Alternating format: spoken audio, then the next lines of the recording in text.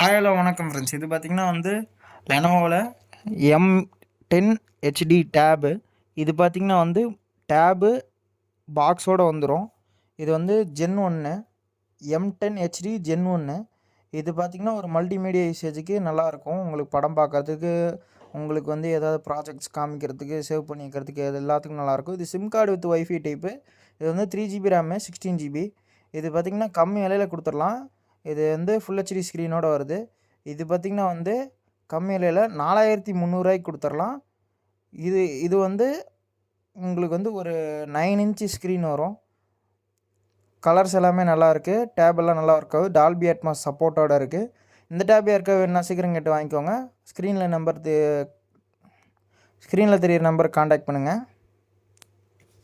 இன்னொரு டேபு நம்மள்ட்ட இருக்குது. அது பார்த்திங்கன்னா லெனோவோ டேபு 2GB 32GB. அது கொஞ்சம் சின்னதாக இருக்கும். 7.3 இன்ச் தான் இருக்கும். இந்த டேப்போட மாடல்லாம் இதில் கொடுத்துருக்கேன், செக் பண்ணிக்கோங்க. இப்போ அந்த டேப் நம்ம பார்க்கலாம்.